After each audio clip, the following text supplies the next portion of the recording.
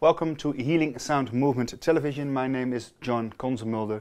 Go to healingsoundmovement.com and tv.healingsoundmovement.com. Also check our project with children, worldpeacechild.com. And for the Dutch listeners, centrumzonnewijzer.nl for our events. But first, go to www.paradigmresearchgroup.org for the amazing work of Stephen Bassett, who is here with me today as a special guest. We already did an interview of, I think, 3-4 days. It feels like 3-4 days, a long interview. But we forgot the most basic question. I think it's very important to ask this question.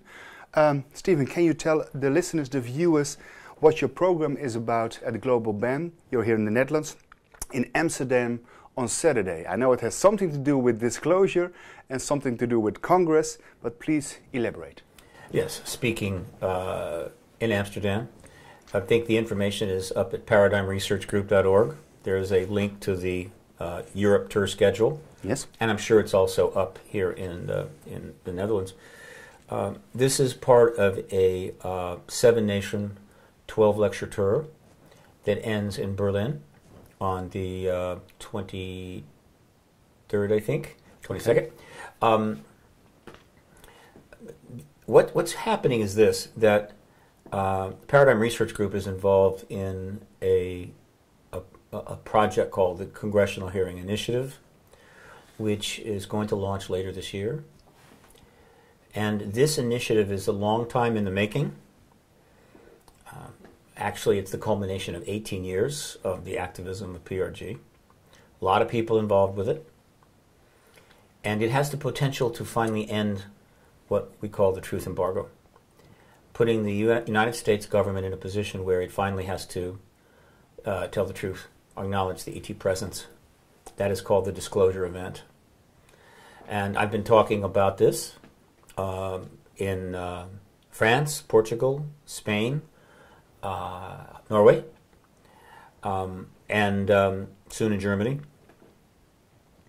because it's a global issue, clearly. The ET presence is engaging the planet, not just the United States. Mm-hmm. It may be the United States is the nation that makes the first announcement, maybe. But the ET engagement is of everyone and all nations. So we hope that citizens from other nations will participate in this congressional hearing initiative. And I'll be talking about that and providing some information about the background, maybe talk a little bit about the ET contact issue as well. But mostly it's about the Congressional Hearing Initiative. What we're going to do is take the record from the citizen hearing on disclosure, which is well known. It's been out almost 16 months now. Mm-hmm. It was held in Washington, D.C., April 29, May 3rd, 2013. We had the largest concentration of military agency political witnesses and researchers ever assembled in history, and they testified in a hearing setting, called it a mock hearing, if you would, congressional hearing to 6 former members of our U.S. Congress. So it was a serious affair. Mm. They took oaths. Citizen oaths, I guess you could say, and then testified to what they know about the ET issue. Extraordinary 30 hours of testimony that was filmed, and the full film record will be delivered to the U.S. Congress later this year. It will be accompanied by a full-scale media blitz, as they say. Not the least of which is that we are going to be doing a lot of publicity worldwide, mm-hmm. Encouraging people to take advantage of their Twitter account and their email, which almost everybody has now. And as soon as the DVD sets, the information has been shipped to Congress, we want them to start contacting members of Congress by Twitter and by email. To make it go viral. Certainly to the extent that this becomes a viral program, all the better. And letting them know that the material is coming. They need to look at it. They need to talk to me, because I'll be contacting those offices all through November, December, or through the end of the year. By doing this, we help to guarantee that the offices of the House and Senate, representing about 10,000 personnel, it's about 10,000 personnel that serve the 539 representatives of both the House and Senate in the United States, that they will be opening these DVD sets. They will be looking at some of this material and seeing what they need to see, which is an extraordinary, unprecedented material. Namely, they will actually see what it would look like if their boss, their senator or congressperson, were to sit in committee and hear this testimony. They would see the witnesses they'd be hearing and listening to. They'd see the kind of questions that are being asked. They'd see the quality of the testimony. And they would see that it's actually very important, extremely significant, and not particularly politically risky. And mind-blowing, I might say?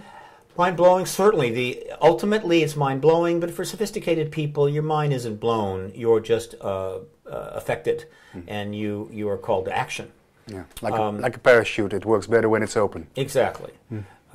So if, in fact, this campaign works, and if we'll know within probably the first 60 days whether it's going to work, then one of the committees in the House or Senate will commit to allowing the witnesses to come to Washington and testify.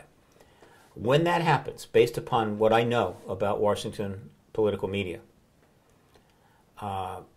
that will essentially unleash the press, finally, for the first time since the embargo began in the late 1940s, early 1950s, and they will start doing the kind of investigation and journalism that they have not done. They have done a lot of they've done a lot of reporting. They've covered a lot. They've written a lot, but they won't cross a certain line. It's like a glass ceiling almost. Yep. They won't go through it. It's confined. This will pop them through the ceiling. And once that starts, the government cannot sustain that. There's no way the government can sustain a significant media affront on this issue. Too many questions they really can't lie about. So the media has a lot of catching up to do. Nowhere to run. And so the Congressional Hearing Initiative is designed to trigger a media explosion that would probably result in the announcement coming from the President of the United States even before the hearings are held. Because they have to build Well, on pressure. it would be better for them. Yeah. Control bleeding. Once the media is unleashed, it's chaos. All right, they're chasing you up and down the halls with cameras and pens clicking and demanding questions and embarrassing your spokespeople. It's not pleasant. You don't want that. Bill Clinton went through that. Nobody wants to go through that. Yeah. And so if they're wise, they'll say, all right, we're not going to allow that to happen. We're going to do what is necessary, cut the necessary deal between the President and the Pentagon, get this done, get the announcement out of the way. Now, then the media will go crazy, but it will be a different kind of crazy. Yeah. Then, of course, we'll still go ahead with hearings. Obviously, there will be a lot of hearings, lots of hearings, and PRG would happy to participate in those and be helpful, though they wouldn't need us. I mean, they could say, look, we're going to hold the hearings, now go away. But then we have a lot of witnesses that are known to us that we would certainly recommend that be part of the post-disclosure congressional hearing process. But if the President doesn't make the announcement, if another head of state doesn't make the announcement, then we will proceed to hearings. Now, once the hearings start, once the press sees some of the political military agency witnesses that have come forward, and are not unknown to them, but they've never seen them in front of a congressional committee under oath telling about this ET issue, knowing that if they lie, they can go to federal prison for years. They're going to say, very convincing. we have to respond now.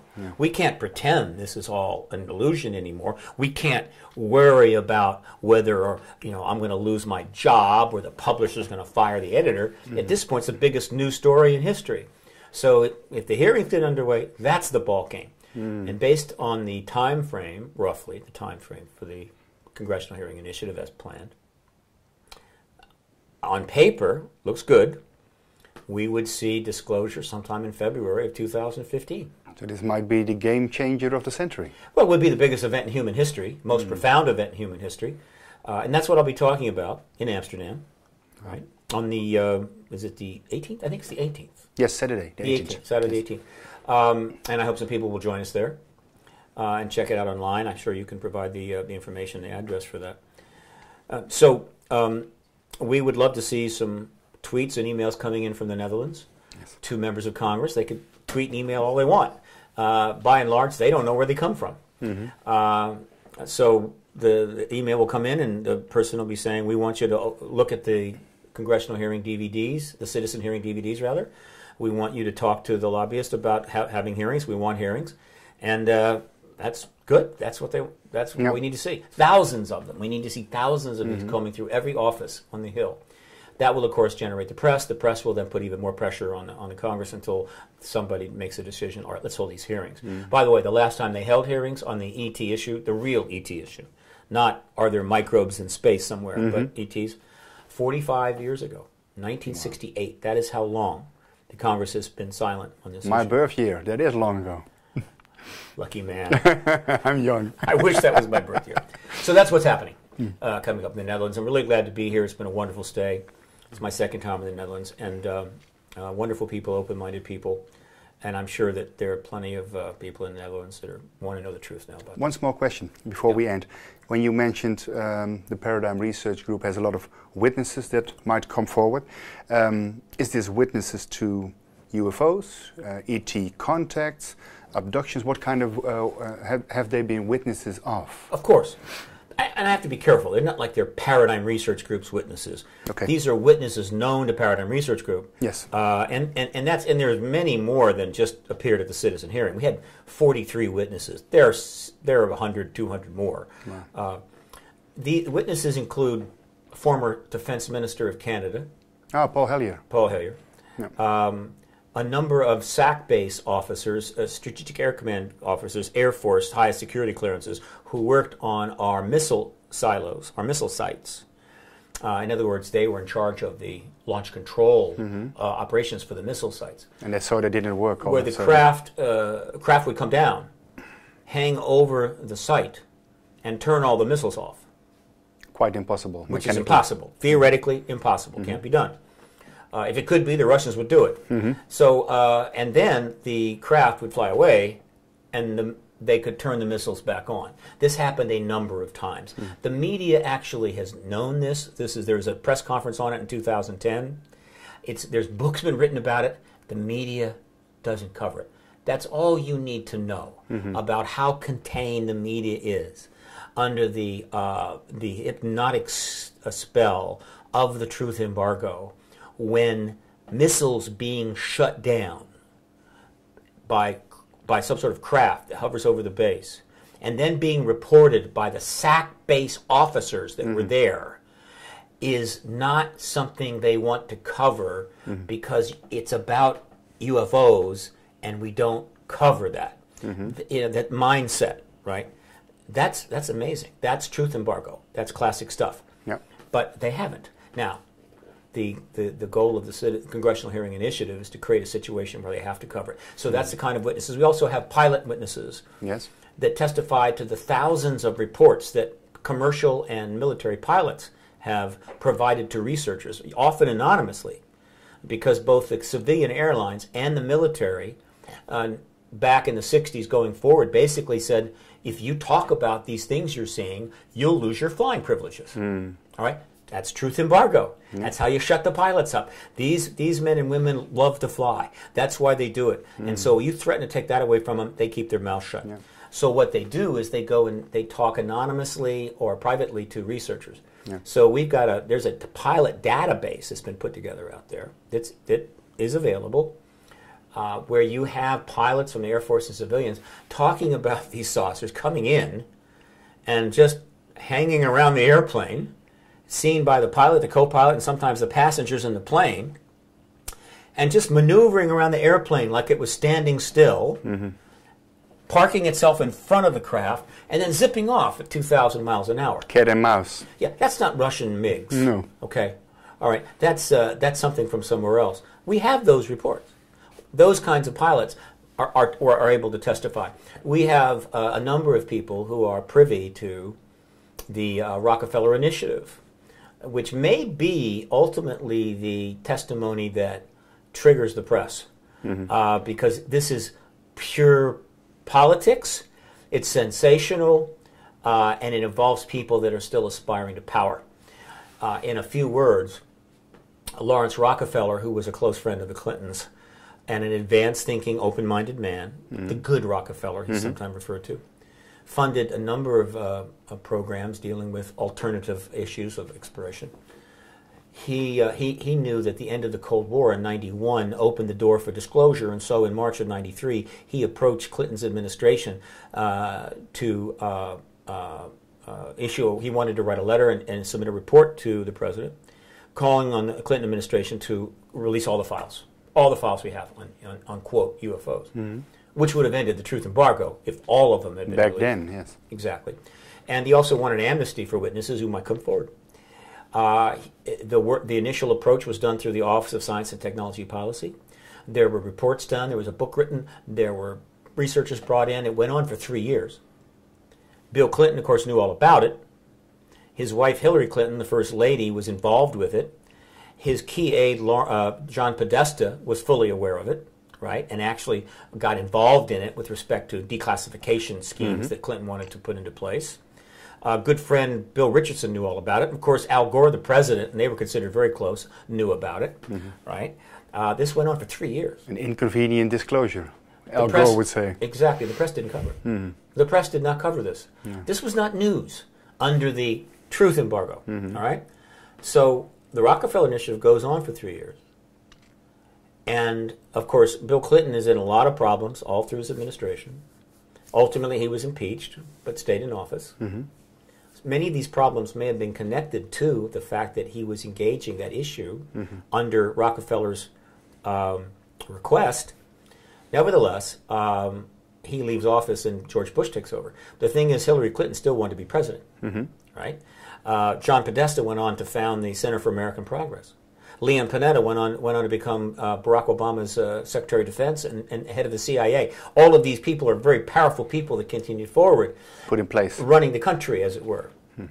But in the entire period, from the beginning of the Rockefeller Initiative, all the way through to today, neither Clinton or his wife, or John Podesta, or Leon Panetta, or Bill Richardson, or Al Gore has ever said a single word in public about the 3-year effort to bring the issue out, which is phenomenal. Neither has the press asked them a single question about it, none of them. So they've gotten a free pass, right, which again demonstrates the truth embargo. And that material is part of the citizen hearing on disclosure webcast, or not webcast, but filming. The video record is, and that is going to end up in Washington, D.C. Wow. And this time, given that Hillary still wants to be president, Bill is still out there giving $100,000 speeches and making a lot of money. John Podesta was just hired back into the Obama administration. He's now an advisor again to the president. Nobody knows why, really. Bill Richardson is still a substantial figure. Al Gore wants to change the world by altering the way we conduct our in the industry in order to stop global warming, etc. All people with great influence, still active. Well, guess what? Suddenly, they may finally have to come face to face with that little 3-year effort back by Rockefeller in the early 1990s. So this is just an example of some of the testimony that's on there. That's so some compromising material for some people, we might say. They may see it as compromising. They may see it as mostly inconvenient. As I've mentioned in one article, I said, Al Gore thinks he has an inconvenient truth. Trust me. We have a much more inconvenient truth he's going to have to deal with. That's what I'll be talking about, and that is the principal project now for Paradigm Research Group, is getting this congressional initiative fully engaged and ultimately succeed. Nothing less than disclosure is enough. And I feel optimistic. If we don't get disclosure by February, the issue is still going to be raised much higher in the public view.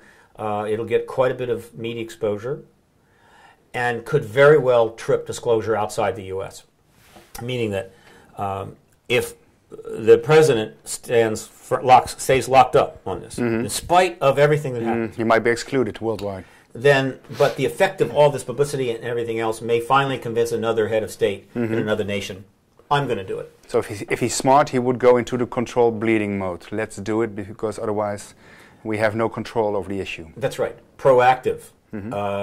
because there are a number of heads of state. I think the two that would be most problematic for the United States would be Vladimir Putin or Xi Jinping, the president of China. China just recently, just within the last 10 days, it was announced that they are now the largest economy in the world. They've passed the U.S. in terms of what they call raw buying power. And so they're number one. Yep. Putin would love to be number two, if not number one. These are powerful nations that believe that their time has come and the U.S. time is gone. So the idea that one of these nations, both of which have space programs and great aspirations, would finally say enough is enough, we're going to tell the people. They seek the opportunity. You see the problem for the Barack Obama. You don't want to be the president of the United States that has to go in front of a microphone, in front of the American people and a whole lot of media, and say, well, I really didn't plan on telling you this now, but apparently Vladimir Putin has spilled the beans. Ich habe es gewusst. Yeah. It would be something like that. This is not a good thing. Yeah. You don't want to be the president or the president's party, political party, that is in this position. It will be extremely damaging to the United States' geopolitical position, which is already in deep trouble. And so whenever I'm in front of a camera, like now, I never miss an opportunity to mention this, because let's face it, even the White House watches YouTube. They check it out. And so this way, you can get a message to the president. You don't have to get an invite to the Oval Office. Yes. And so I can assure you, I've been talking about this now for 6 years, going back to 2009 when we held a press conference at the National Press Club, when astronaut Edgar Mitchell called for the disclosure to end. And I basically told the president right then and there, 2 blocks from the White House, by the way, that's where the National Press Club is, if you do not disclose, another head of state is going to do this. And that is going to be a very bad thing. I don't know what his advisors are telling him. No, Barack's okay. No, we got it under control. Putin, he's in the closet with us. We got him. You know, Putin's our guy. And the president of China, trust me, we own him. Maybe that's what they're telling him. But if they are, they need to get fired. They need to go away. Another inconvenient lie. They are a very big liability to this president and to the country. They need to go. He needs to start listening to people that know what's going on, who have the nation's interest as primary, as opposed to, quote, his interest or the political party's interest. It's time for people in the White House start dealing with the interest of the nation and not their immediate interest.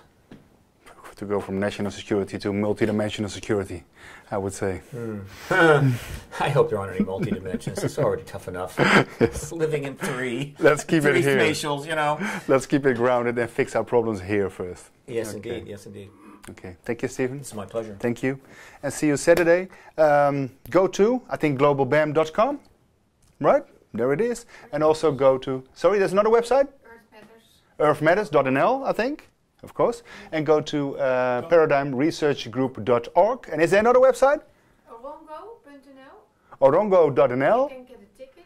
There you can get a ticket. And of course, go for our work to healingsoundmovement.com, tv.healingsoundmovement.com. Thank you. Bye-bye. Very good.